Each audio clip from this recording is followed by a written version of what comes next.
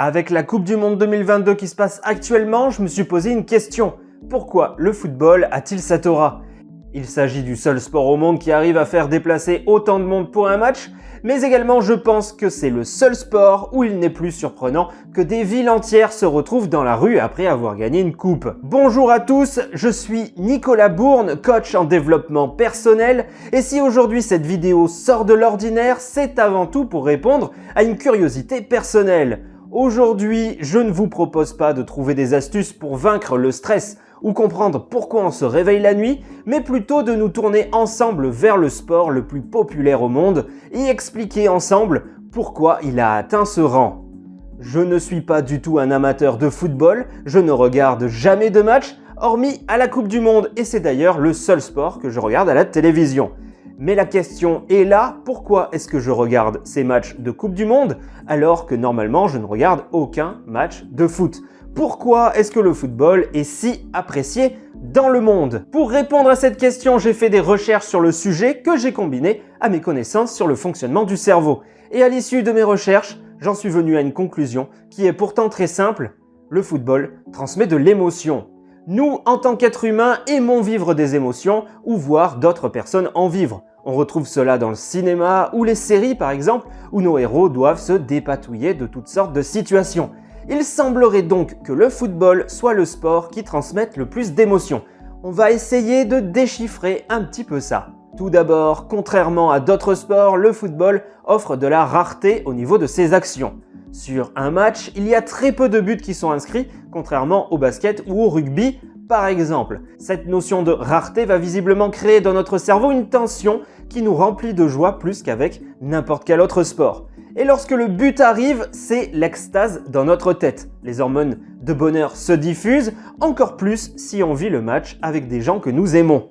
On entend souvent parler que les supporters vibrent avec un match, et cela s'explique par cette attente parfois interminable d'un but qui pourrait tout changer. Pour le football, c'est totalement ça. Toutes les actions qu'il peut y avoir durant un match peuvent tout changer. Les fautes, les cartons rouges, les pénaltys, les corners, ce sont des actions qui ponctuent les 90 minutes d'un match et qui peuvent toutes ouvrir sur les buts tant attendus. En gros, au football, les actions sont rares et elles ont un poids lourd sur l'étendue du match.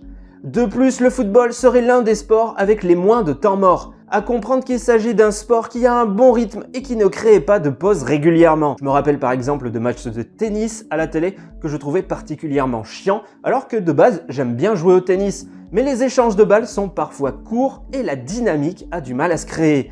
Il faut également noter que les règles du football sont tout de même assez accessibles, même pour ceux qui n'y connaissent rien.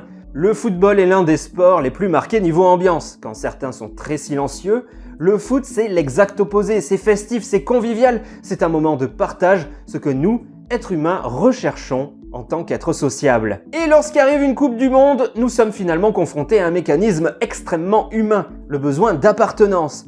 Depuis toujours, l'être humain a ce besoin d'appartenir à quelque chose et de vivre avec des personnes qui lui ressemblent. Tous les points que nous avons vus au-dessus aident donc à créer une véritable communauté de fans de foot. Alors quand arrivent des événements majeurs comme une Coupe du Monde ou un Euro, les nombreux fans en parlent, créant un mouvement positif envers le football et poussant même ceux qui ne regardent pas d'habitude à s'y intéresser pour vivre avec tout le monde ce moment fort.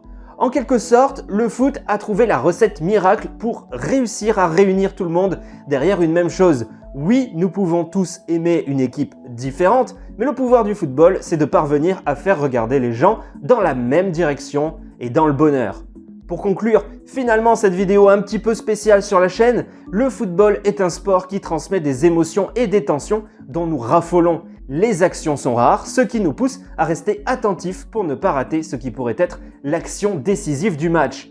Le football, c'est une ambiance festive et un moment de partage, ce que nous recherchons pour nous détendre. Le football, c'est appartenir à un groupe et c'est un moment de partage à très grande échelle qui reste accessible à tous. Voilà le résultat de mes recherches que j'ai voulu partager avec vous. Si vous êtes un gros fan de foot, n'hésitez pas à dire si des éléments auraient mérité d'être évoqués ici. On entend souvent parler du football comme quelque chose de négatif, que ce soit par l'argent que peuvent gagner certains joueurs ou les émeutes qui peut parfois y avoir après certains matchs.